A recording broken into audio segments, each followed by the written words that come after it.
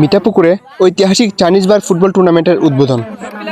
হবিগঞ্জের মাধবপুর উপজেলার ৪ নং আদাউর ইউনিয়ন পরিষদের মিঠাপুকুর গ্রামে ঈদ পুনর্মিলনী উপলক্ষে ঐতিহাসিক চাইনিজ বার ফুটবল টুর্নামেন্টের জাঁকজমকপূর্ণ উদ্বোধন অনুষ্ঠিত হয়েছে।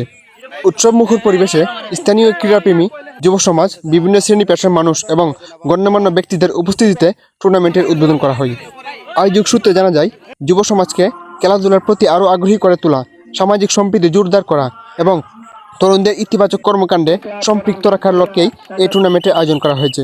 প্রথম যে খেলাটা হয়েছে হুসেনপুর একাদশ এবং বাগবাড়ি একাদশ, অত্যন্ত সুন্দর একটা খেলছে। হুসেনপুর এবং বাগবাড়ি যে খেলা দিয়েছে অসাধারণ খেলা, যেটা দর্শকের মন মাতানোর মতো ছিল। হুসেনপুরের গোলরক্ষক অনেক ভালো একটা প্লেয়ার। তাছাড়াও যে প্লেয়ার গুলা ছিল, মানে দর্শক যারা আছে তারা অত্যন্ত আনন্দিত তাদের খেলা দেখে। যাই হোক, হার জিত আছে, এক গোলে হুসেনপুর হারছে, এটা বিষয় না, কিন্তু অত্যন্ত সুন্দর খেলছে। বাগবাড়িকে ধন্যবাদ। আর দর্শক যারা আছে সবাইকে অনুরোধ করব যে আগামী দিনগুলোতে প্রত্যেক দিন আমাদের 2টা করে খেলা আছে, সবাই যাতে উপস্থিত থাকে আমরা আমন্ত্রণ জানাচ্ছি আমাদের খেলাতে আসার জন্য। ধন্যবাদ সবাইকে। সুন্দর খেলা হয়েছে, এটা আর জিততে আসো, এক গোলে আর জিতছে। আর ওখানে যে টিম, আমরা টিমরে আমরা বুঝাই দিছি তোমরা খেলা খেলবা, কেউ কোনো ঝগড়াঝাটি করতে না। ইনশাল্লাহ আমরা আসি, নিরাপত্তা রেফারির সিদ্ধান্ত দিব, আর আমরা নিরাপত্তা লেগে আসি কুমুদি ইনশাল্লাহ। কথা বলতে চাই, আর আপনাদেরকে বিনোদন দেওয়ার জন্য এবং খেলা মুখী করার জন্য, সমাজ থেকে মাদক দূর করার জন্য একটা খেলা দেওয়া, আর খেলা দিতে অনেক পরিশ্রম হয়। তো আমরা একটু চেষ্টা করছি কিছু ভালো কাজ, মানে যেমন খেলাধুলা করলে নেশাবানির থেকে দূরে থাকে। আমরা আজকের খেলাটা টুর্নামেন্টে 2টা খেলা হয়েছে, হুসেনপুর বাগবাড়ি জিতে গেছে, কিন্তু খেলা সুন্দর হয়েছে দুটো পার্টির। আমরা উৎসবভাবে খেলা দেখতেছি। মিঠাপুকুরের কমিটিও শক্ত আছে, আমরা কমিটির পক্ষ থেকে সবাইকে দোয়া করি, আমন্ত্রণ জানাই। টুর্নামেন্ট পরিচালনার দায়িত্ব পালন করেছেন ৪ নং আদাউর ইউনিয়ন পরিষদের চেয়ারম্যান পদপ্রার্থী জনাব মোহাম্মদ আলামিন ইসলাম।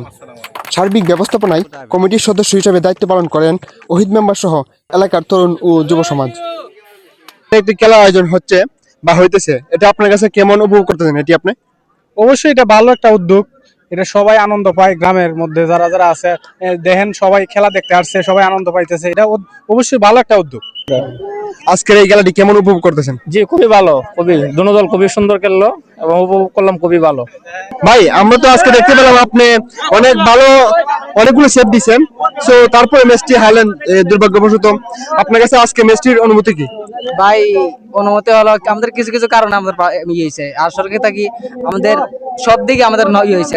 ওদের দল শক্ত হয়ে গেছে, আমাদের দল নর্মাল হয়ে গেছে, কিন্তু ওদেরকে ফার্স্ট খেলছে তাই ওরা বল বেশি চাপাইতে পারছে, কিন্তু আমাদের দল কি করছে, বল চাপাইতে পারে না, ফার্স্ট দিছে না, নিজের মতো খেলছে, এই বল এলোমাল হয়ে গেছে, তাই বল বেশি চাপছে। আর খেলার জিতার খুব ইচ্ছা ছিল, ভাবছিলাম যে জিতবো, কিন্তু স্বপ্ন উল্টো হয়ে গেছে, কিন্তু সবাই চেষ্টা করছে, কিন্তু ফার্স্ট দিছে না।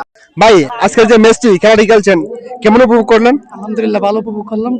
আমরা খেলা অন্তত ভালো খেলার চেষ্টা করতেছি, কিন্তু আমাদের দুঃখের বিষয় হচ্ছে আমাদের কপাল বন্ধ, যার কারণে আমরা আজকে ব্যর্থতা।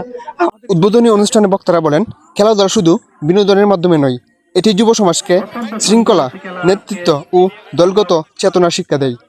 বর্তমান সময়ে তরুণদের মাদক, জুয়া ও বিভিন্ন সামাজিক অবক্ষয় থেকে দূরে রাখতে খেলাধুলার গুরুত্ব অপরিসীম। এ ধরনের ক্রীড়া আয়োজন তরুণদের মধ্যে ভ্রাতৃত্ববোধ, সৌহার্দ্য ও পারস্পরিক সহযোগিতার মনোভাব গড়ে তুলতে গুরুত্বপূর্ণ ভূমিকা রাখে।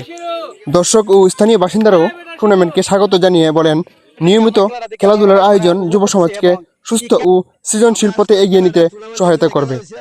স্থানীয়দের প্রত্যাশা, দীর্ঘদিনের ঐতিহ্য বহনকারী মিঠাপুকুরের চাইনিজ বার ফুটবল টুর্নামেন্ট আগামী দিনগুলোতেও ধারাবাহিকভাবে অনুষ্ঠিত হবে এবং এলাকার ক্রীড়াঙ্গনকে আরও সমৃদ্ধ ও প্রাণবন্ত করে তুলবে। এই আয়োজনের মাধ্যমে যুব সমাজের মধ্যে ঐক্য, সম্প্রীতি ও খেলাধুলার চর্চা আরও বিস্তৃত হবে বলে তারা আশাবাদ ব্যক্ত করেন।